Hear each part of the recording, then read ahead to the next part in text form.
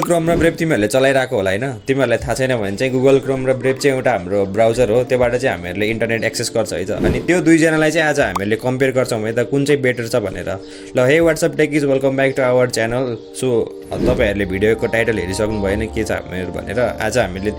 discuss गर्ने topic चाहिँ हाम्रो ब्रेभ र क्रोम हो है त कुन चाहिँ ब्राउजर तपाईँहरूलाई सुइटेबल छ ल भिडियोमा डिस्कस गरौँ है त ल आज यो भिडियोमा चाहिँ हामीहरूले यसलाई चाहिँ हामीहरूले धेरै पार्ट्सहरूमा डिभाइड गर्छौँ हैन सुरुमा हामीहरूले यसको स्पिडको कुरा गर्छौँ यस पछाडि अनि यसले कति रिसोर्स कन्ज्युम गर्छ त्यो कुरा गर्छौँ हैन त्यस पछाडि अनि यसले सेक्युरिटी फिचरहरू के प्रोभाइड गर्छ त्यो हेर्छौँ अनि त्यस पछाडि यसमा एक्सटेन्सनहरूको सपोर्टहरू के छ त्यो कुरा गर्छौँ अनि लास्टमा हामीहरूले यसको डिजाइन अनि हाम्रो लास्टको त्यो कन्क्लुजन त छँदैछ हैन फर्स्ट अफ अल अब हामीहरू स्पिडको कुरा गरौँ है त अब स्पिडमा चाहिँ कुन चाहिँ ब्राउजरले चाहिँ राम्रो स्पिड दिन्छ है त यदि तिमीहरूले चाहिँ गुगलको सर्भिसहरू प्रोभाइड गरिरह जस्तै एक्सेल क्रोम डक्सहरू तिमीहरूले युज गरिरहेछ भने चाहिँ गुगल क्रोमले एकदमै राम्रो स्पिड प्रोभाइड गर्छ हैन यदि तिमीहरूले चाहिँ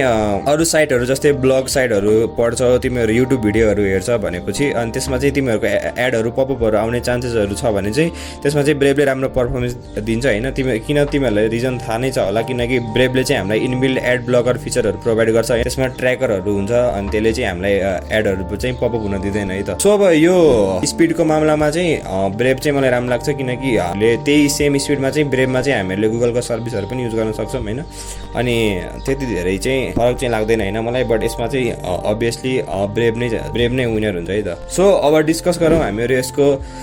रिसोर्स कन्जम्सनको कुरा गरौँ है त अब कुन चाहिँ ब्राउजरले चाहिँ एकदम बढी ऱ्याम र सिपियु लिन्छ त अब तिमीहरूलाई थाहा छ हैन तिमीहरूले क्रोम युज गरिरहेको छ भने चाहिँ तिमीहरू अलि विक डिभाइसहरूमा चलाइरहेछ भने तिमीहरूको ऱ्याम जति सबै क्रोमले खाइदिन्छ हैन बट कम्पेरिटिभली ब्रेभले अलि कम खान्छ हैन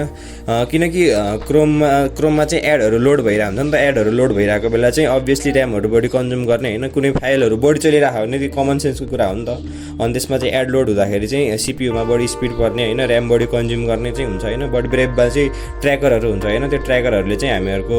रिसोर्सेसहरू पनि कन्ज्युम्सन अलि कम गरिदिन्छ हैन अनि त्यस पछाडि अब तिमीहरूसँग लो इन्ड कम्प्युटरहरू युज गरिरहेछ भने चाहिँ तिमीहरूले ब्रेभ ब्राउजरमा चाहिँ तिमीहरूले सिफ्ट हुन सक्छौ है त अब डिस्कस गरौँ हामीहरू सेक्युरिटी र प्रिभेसीको कुरा है त सेक्युरिटी र प्रिभेसीको कुरा गर्ने भने चाहिँ क्रोम चाहिँ त्यसमा म क्रोमलाई 0 मार्क्स दिन्छु है क्रोममा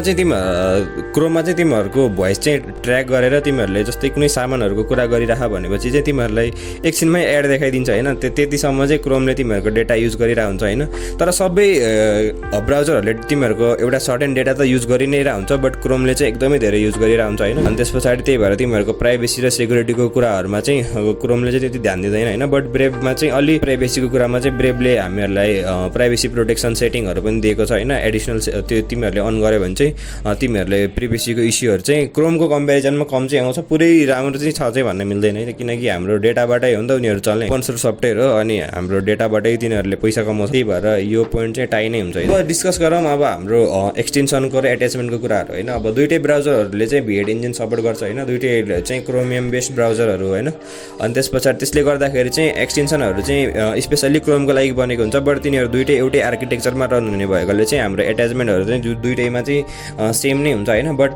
पर्फर्मेन्सको कुरा गर्ने भने चाहिँ स्पेसल्ली क्रोमको लागि बनेको हुन्छ नि त त्यही भएर चाहिँ हामीहरूले आफ्नो एक्सटेन्सनहरू चाहिँ हामीले बेटर चाहिँ हामीले क्रोममा चाहिँ युज गर्न सक्छौँ है त त्यस पछाडि अब हामीहरूको लास्ट पार्ट छ हाम्रो युआई र डिजाइन है त अब युआई र डिजाइन चाहिँ अप्सनल कुरा हो हैन कोहीलाई कालो मन पर्ला कोहीलाई रातो मन पर्ला हैन बट युआई र डिजाइनको कुरामा चाहिँ मलाई ब्रेभ त्यति खासै राम्रो त लाग्दैन क्रोम चाहिँ एकदमै राम्रो लाग्छ तिमीहरूलाई हैन एकदमै सिम्पल छ अनि फ्यु क्लिकमा चाहिँ तिमीहरूले धेरै कुराहरू एक्सेस गर्न सक्छौ सेटिङहरू पनि एकदमै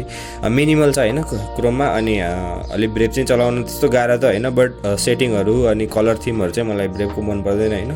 अनि यसमा यो डिजाइनको पार्टमा चाहिँ म क्रोमले सपोर्ट गर्छु है त अब लास्टमा चाहिँ अब हामीहरू कन्क्लुजन डिस्कस गर्छौँ है त कुन चाहिँ ब्राउजर चाहिँ कुन युजरहरूलाई सुइटेबल छ कुन ब्राउजर चाहिँ कसले युज गर्न सक्छ है त अब तिमीहरूसँग चाहिँ धेरै ऱ्यामहरू छ अनि तिमीहरूलाई एडहरूको मतलब लाग्दैन भने चाहिँ तिमीहरूले सिधै क्रोममा सिफ्ट हुन सक्छ हैन तर आजभोलि मान्छेहरूसँग पेसेन्स नै छैन हैन कोही मान्छेहरूलाई एडहरू हेर्न नै मन पर्दैन हैन त्यही भएर चाहिँ धेरै मान्छेहरूले चाहिँ ब्रेभ युज गरिरहेको हुन्छ अनि तिमीहरूसँग अलि प्राइभेसीको पनि कन्सर्न छ हैन तिमीहरू प्राइभेट ब्राउजिङ गर्न चाहन्छौ भने तिमीहरू ब्रेभमा जान सक्छौ तिमीहरू त्यही डेली लाइफको टुलहरू हैन स्ट्रिमिङहरूको हेर्ने अनि भिडियोहरू हेर्ने अनि त्यस्तो गर्छ भने चाहिँ ब्रेभ चाहिँ राम्रो छ है त आजको लागि चाहिँ यति नै छ हैन अनि तिमीहरूलाई चाहिँ कस्तो लाग्यो भिडियो के इन्फर्मेटिभ लाग्यो भने चाहिँ you can comment in this video हैन अनि म चाहिँ अरू टेक रिलेटेड भिडियोहरू चाहिँ अरू दिनहरू चाहिँ लिएर आउने नै छु so thank you so much for watching by